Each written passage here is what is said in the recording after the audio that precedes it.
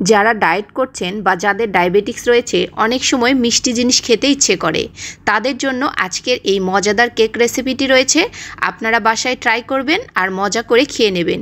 আর এটা অনেক বেশি হেলদি হয়, কোনো প্রকার আটা ময়দা বা চিনি ছাড়াই এই কেকটি আজকে আপনাদের তৈরি করে দেখাবো। আর ভালো লাগলে অবশ্যই বেশি বেশি করে শেয়ার করে দেবেন। কেক তৈরি করার জন্য প্রথমে আমি এখানে নিয়েছি 3টি মিডিয়াম সাইজের কলা। আপনারা যদি বড় সাইজের নেন তাহলে এখানে 2টো ব্যবহার করতে পারেন। কলার খোসাগুলোকে এরপর ভালো করে ছাড়িয়ে নিতে হবে। আমি কলাগুলোকে একটা মিক্সিং বোলের মধ্যে নিয়ে একটা কাঁটা চামচের সাহায্যে ভালো মতো করে ম্যাশ করে নেব। তো সমস্ত কলাগুলোকেই কাঁটা চামচের সাহায্যে ভালো মতো করে ম্যাশ করে নিয়েছি। ভেতরে যদি হালকা একটু গোটা ভাব থাকে তাতে কোনো সমস্যা নেই, একটু সময় নিয়ে এটাকে ম্যাশ করে নিলেই হবে। এখন আমি এর মধ্যে দিয়ে নেব 2 টেবিল চামচ পরিমাণ কোকো পাউডার। যদি চকলেট ফ্লেভার পছন্দ না হয় কোকো পাউডারটাই স্কিপ করতে পারেন। কলার সাথে কোকো পাউডারটাকে ভালো করে মিশিয়ে নিতে হবে। এখন আমি একে একে এর মধ্যে ইনগ্রিডিয়েন্টসগুলো অ্যাড করে দেব। এরপর নিয়ে নিচ্ছি একটি ডিম।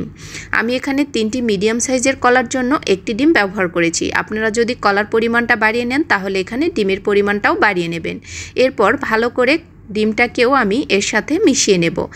এরপর দিয়ে নিচ্ছি হাফ টেবিল চামচ পরিমাণ বেকিং পাউডার। বেকিং সোডা না, এখানে বেকিং পাউডারটাই ব্যবহার করতে হবে।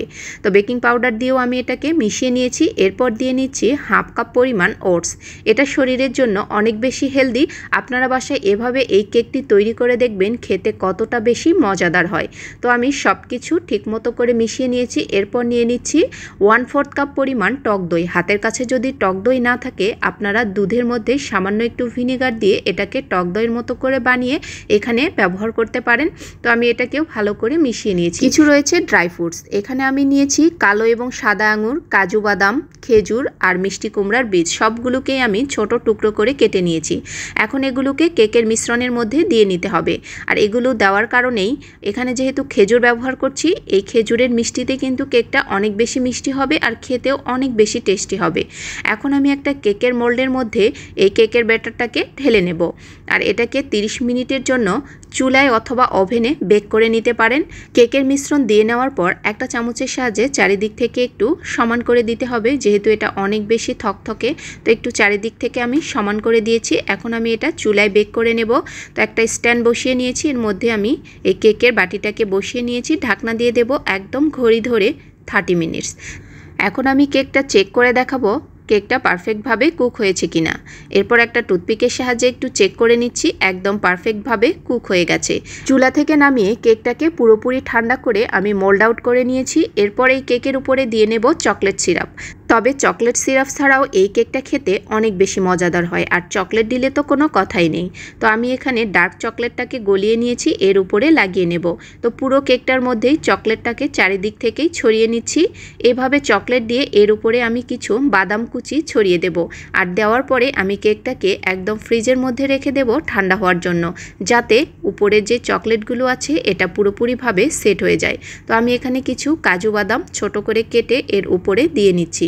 এখন আমি কেকটাকে ফ্রিজের নর্মাল চেম্বারে রেখে দেব 15 থেকে 20 মিনিটের জন্য। 15 মিনিট বাদে চলে এসেছি। তো দেখুন একদম পুরোপুরি সেট হয়ে গেছে। আর কেকটা দেখতে কতটা লোভনীয় হয়েছে, আর এটা খেতেও অনেক বেশি মজাদার। তো আমি কেকটা আপনাদেরকে কেটে দেখাচ্ছি। আর এটা অনেক বেশি হেলদি হয়। যারা ডায়েট করছেন এবং যাদের ডায়াবেটিক্স আছে তারা অনায়াসে এই কেকটি খেয়ে নিতে পারবেন। এখানে কোনো প্রকার আটা ময়দা বা চিনি নেই, আর এটা খেতেও অনেক বেশি টেস্টি হয়। তো তৈরি হয়ে গেছে মজাদার দুর্দান্ত স্বাদের এই ওটস কেক। তো দেখুন কতটা লোভনীয় হয়েছে। তবে এই কেকটি যে শুধু যারা ডায়েট করছে বা যাদের ডায়াবেটিক্স আছে তারাই খেতে পারবে তা কিন্তু নয়। যাদের ডায়াবেটিক্স নেই তারাও কিন্তু এই কেকটা খেতে পারবে। আর এটা অনেক বেশি লোভনীয় হয়, আর একবার বাসায় ট্রাই করে দেখবেন। তো আজকের এই কেক রেসিপিটি আপনাদের কাছে কেমন লেগেছে? যদি ভালো লেগে থাকে অবশ্যই রেসিপিটি বেশি বেশি করে শেয়ার করে দেওয়ার অনুরোধ রইল। এই পর্যন্তই। আল্লাহ হাফেজ। আসসালামু আলাইকুম।